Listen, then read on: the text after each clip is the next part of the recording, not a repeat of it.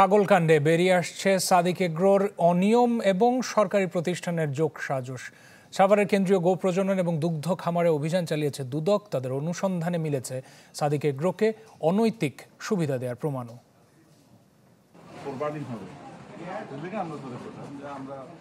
Sadiq agro আর ইমরান হোসেন ছাগলকাণ্ডে আলোচিত দুটি নাম। তবে সাদিক এগ্রোর জালিয়াতি প্রথম আলোচনায় আসে 2021 সালে। সরকারের নিষেধাজ্ঞা সত্ত্বেও ভুয়া কাগজপত্রে যুক্তরাষ্ট্র থেকে 18টি ব্রাহ্মা জাতের গরু আনার মাধ্যমে, যা তখন আটকা পড়ে হযরত শাহজালাল আন্তর্জাতিক বিমানবন্দরে। জব্দ করা গরুগুলো রাখা হয় সাভারের কেন্দ্রীয় গো প্রজনন ও দুগ্ধ খামারে। 2024 সালে এসে ওই গরুর মাংস বিক্রির সিদ্ধান্ত নেয় সরকার। সেই সুযোগে গরুগুলো গ্রহণ করে বাংলাদেশ ডেইরি ফার্মার্স অ্যাসোসিয়েশনের সভাপতি ইমরান হোসেন, যিনি কিনা সাদিক এগ্রোর মালিকও। গরুগুলো জবাই করে কেজি দরে কৃষি বিপণন সেবার মাধ্যমে সাধারণ মানুষের কাছে পৌঁছে দেওয়ার কথা ছিল। কিন্তু দুদকের অনুসন্ধান বলছে প্রাণী সম্পদ অধিদপ্তর ও সাদিক এগ্রো সেখানে কারসাজি করেছে।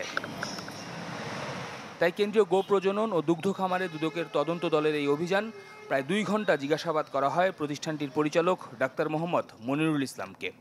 আমরা জানি যে এইগুলো গরু হলো রমজান মাসে করে দেওয়ার কথা। নগদের কাছে সব গ্রাহকই প্রিয়, তাই তো সারা দেশে ক্যাশ আউট চার্জ সবচেয়ে কম। মানে জবাই করে বিক্রি করে দেওয়ার কথা, কিন্তু এরপরে কিভাবে আসলো এটা আমরা তথ্য যাচাইয়ের জন্য আসছি এবং আমরা প্রয়োজনীয় তথ্য সংগ্রহ করছি। দুদকের তদন্ত দলের প্রধান বক্তব্য দেওয়ার সময় গা ঢাকা দেন প্রজনন কেন্দ্রের পরিচালক। এরপর ব্রাহ্মা গরুর খোঁজে কেরানীগঞ্জের ভাকুরতায় সাদিক এগ্রোর ফার্মে যায় দুদকের তদন্ত দল, যেখানে দুগ্ধজাত গরুর পাশাপাশি ব্রাহ্মা গরু উৎপাদনের প্রমাণ মেলে। 2016 সালে সরকার বাংলাদেশে ব্রাহ্মা জাতের গরু উৎপাদন এবং প্রজনন এবং আমদানি করা সব নিষিদ্ধ করে।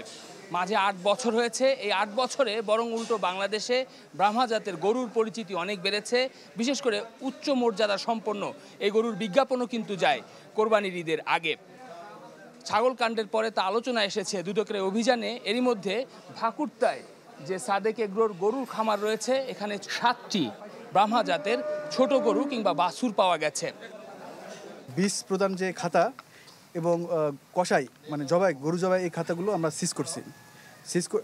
ওখানে স্পষ্ট লেখা আছে ব্রাহ্মা জাতের 5টার মতো হলো গাভীর তথ্য ওনারা লিখে রাখছে এই লাস্ট কয়েকদিন আগে। সাদিক এগ্রোর এই ফার্মে গরুর পাশাপাশি উট, বিদেশি জাতের ঘোড়া সহ আলোচিত 15 লাখ টাকার ছাগলটি রাখা রয়েছে। শফিকুল ইসলাম সবুজ, চ্যানেল 24, ঢাকা।